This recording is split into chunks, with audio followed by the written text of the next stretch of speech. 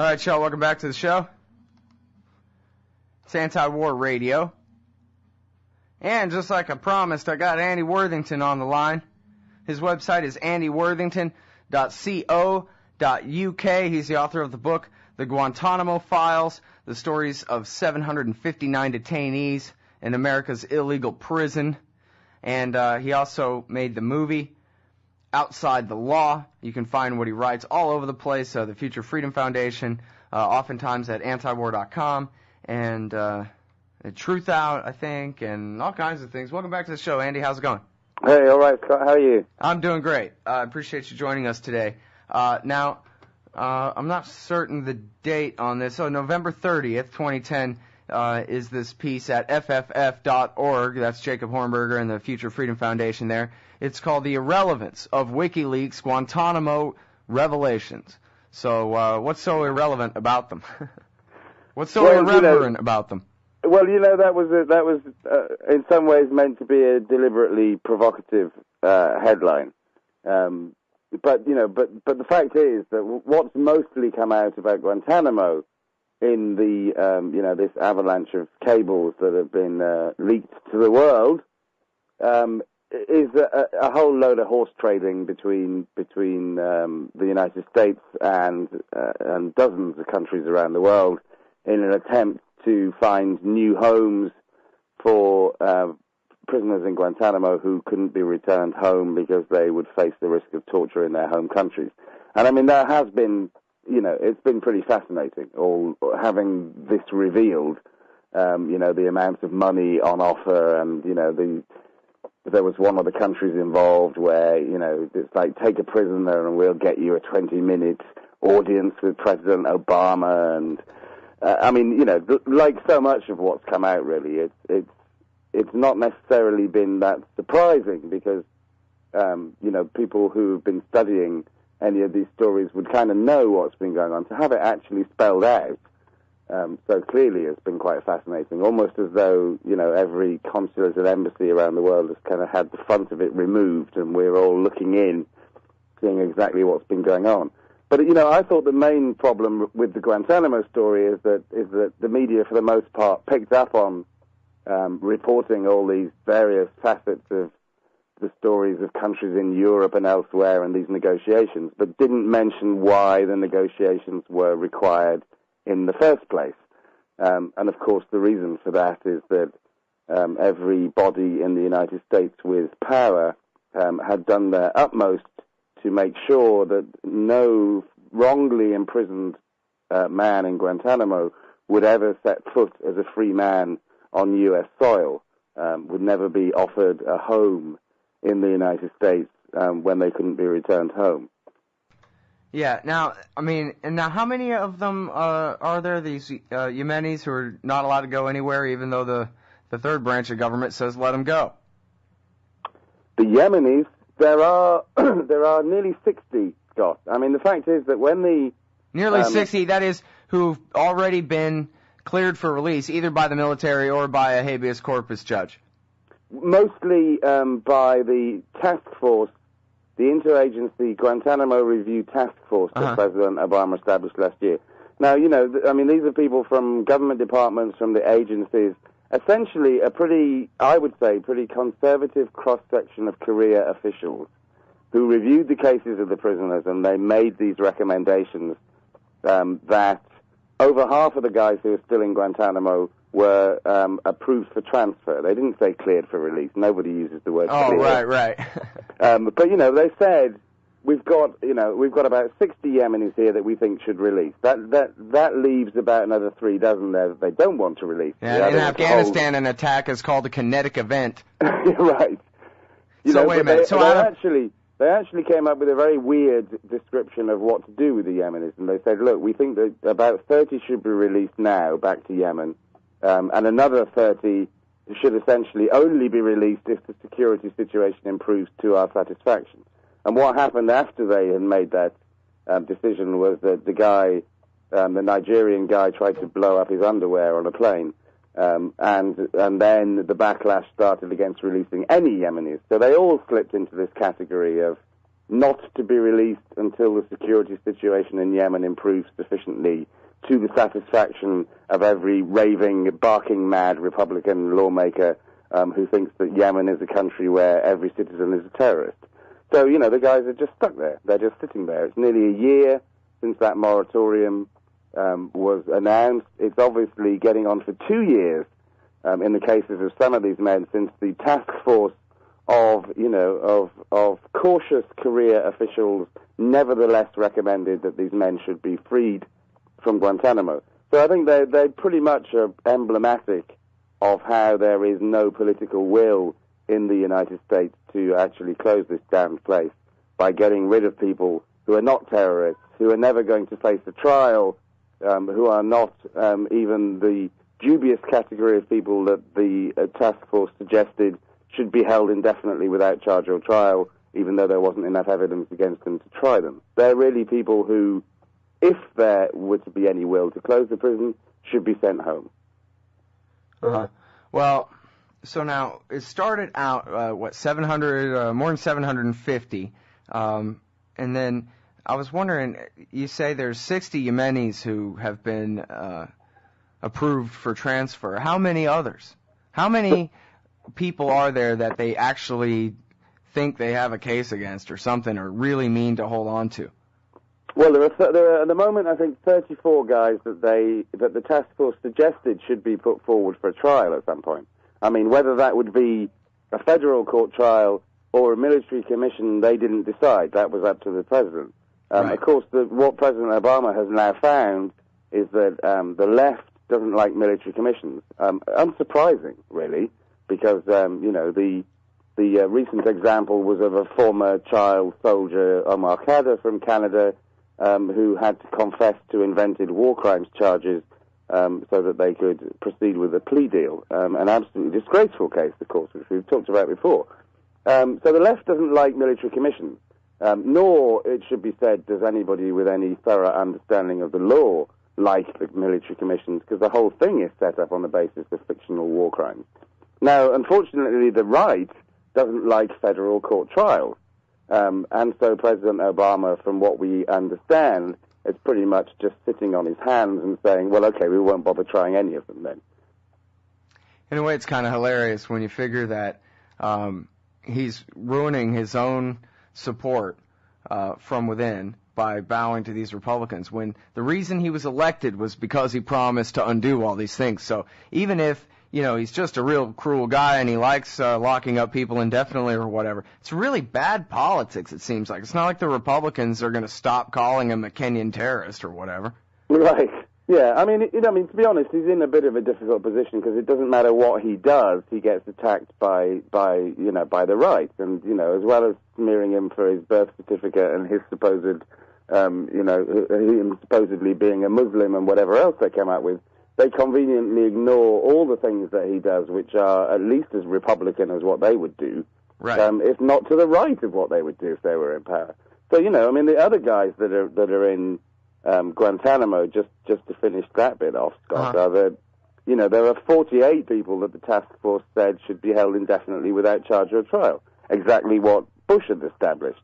Nobody seems to be complaining about that. The only people complaining about that are on the left, saying, why are you enshrining this kind of policy when the whole point, we thought, when you came in, was that you were either going to release people or you were going to put them on trial.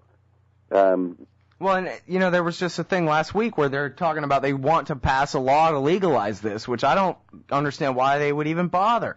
Calling attention to the fact that right now they're committing a crime.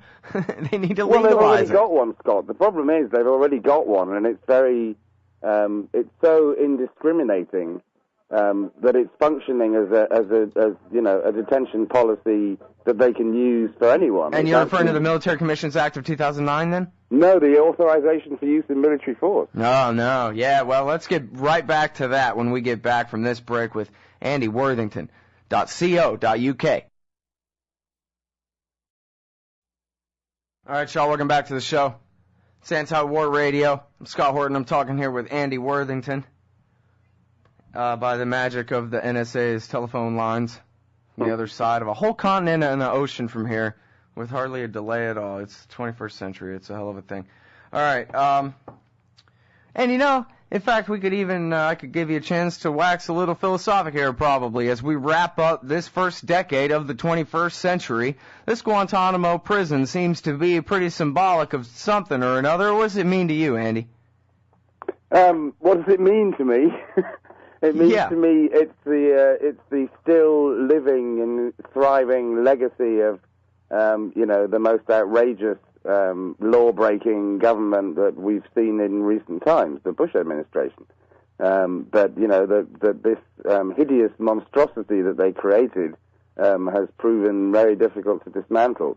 What it suggests to me at the end of this decade is that the things that people should really desperately worry about, I think, in the United States, is what a relentlessly negative campaigning force the Republican Party seems to have become. Something that has nothing positive to offer, that is just constantly on the attack over everything, whether that is useful or not, and has kind of destroyed the ability to talk sensibly about Guantanamo. Most of the rubbish that we're hearing coming out is pure Dick Cheney. It's really as though we were in the heat and fear and paranoia of those times immediately after the 9/11 attacks, and we're not. We're many, many, many years down the road.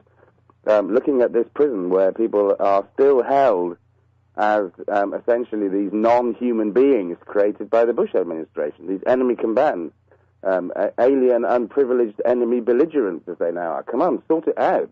What are these guys? Are they terrorist suspects? Put them on trial. Are they people captured in wartime? Then they should be prisoners of war, and they should always have been treated humanely. Yeah, it really is amazing that it just rolls on. I mean, I think the benchmark really was the competing speeches between Barack Obama and Dick Cheney.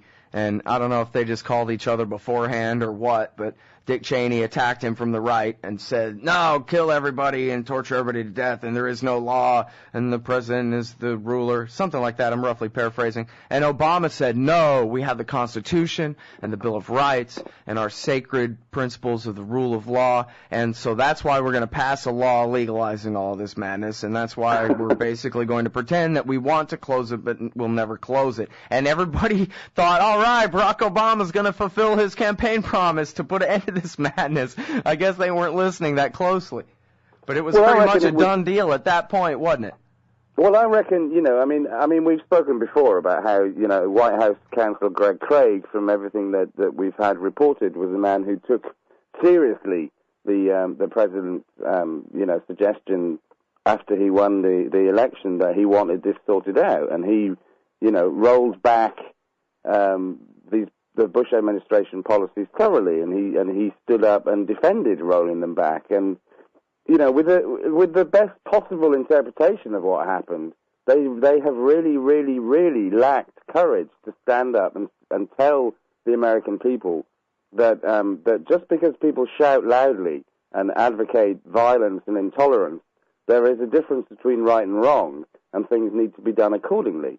And the sad thing as a result of that not happening, I think, is that we're back in the realm of shouty, intolerant, violent people defining the United States to the rest of the world as though that were the truth. And, it's not the truth. There are millions, there are tens of millions of American people who are much more reasonable and honest and believing in justice than that.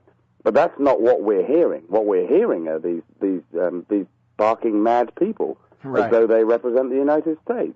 Well, and I think it's really important to call them barking mad because, that really cuts to the heart of what the problem is that the entire AM radio audience in America, the Fox News audience, the Republican rank and file out there, they've been lied to so thoroughly for so long in a row that they're really operating in a totally different dimension from you and me. They have an entire different set of presuppositions, not just about, principles and the difference between conservatism and liberalism and libertarianism or anything like that, but just in what's even really true.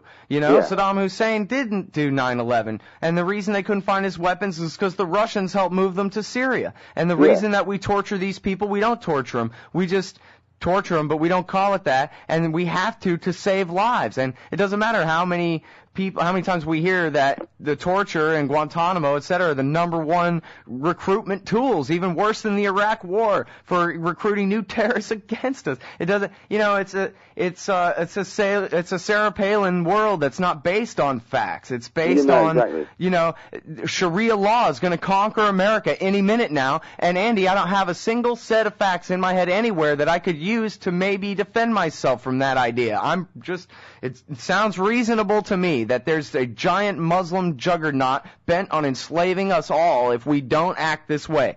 Right. It's just it's the reinforcement of having to have another bogeyman. Which I think the long picture of it really is, you could say this has been coming since 1989, when the United States should have had a peace dividend. It should have said the Cold War is over. But let's look back to that time, Scott, and remember who was the Defense Secretary of the United States in 1989. Dick Cheney. Did the United States get a peace dividend? Did it reduce its defense spending? No. Dick Cheney arranged for defense spending to increase until he could find another enemy that the Americans could be persuaded. For a while, they had to settle for drug lords in South America. It was ridiculous. We have a whole Cold War over the cocaine trade. Yeah. And then finally, they could provoke enough Muslims through their genocide in Iraq in the 1990s from bases in Saudi Arabia, the land of Mecca and Medina, to create a real enemy that could at least get one real big bad thing done for them. But you would think, really, in fact, that's another thing about this unreality. You would really think that Osama bin Laden was the king of a giant Muslim Soviet Union over there, that he was in charge of this massive landmass and all these resources, rather than hiding in exile in the guest house in Pakistan as some tribal leader in no man's land, in the Hindu Kush mountains, for crying out loud. Yeah, and achieving one thing, really. And I mean, I think to look at, I think what's particularly disturbing is that if you look at how the American people were lied to, that this whole torture program was set up to prevent another attack, and what we actually find out, this is the thing people really need to look at, is that no, they decided pretty quickly that there wasn't going to be one, but they needed a reason to invade Iraq. So they are torturing people they capture in the war on terror so that they can produce false confessions to justify the invasion of Iraq. They did that with this guy, Ibn al-Sheikh al-Libi, who they sent to Egypt, tortured him. He said Saddam and al-Qaeda are getting together to discuss chemical and biological weapons. It was a lie, and it was given to poor old Colin Powell to stand up and say that as though it was the truth to the UN, and it was a total lie. Yeah, and it wasn't just him either. In fact, McClatchy newspapers did a study where they don't call it torture, but everything else in that headline is correct, that this is what the torture program was about. I don't know why they don't just make stuff up. Why do you got to torture a lie out of somebody? All right. Well, thanks very much, Andy. Everybody, please read Guantanamo Files. Check out the blog, andyworthington.co.uk. Thanks again, dude. Scott, pleasure as always.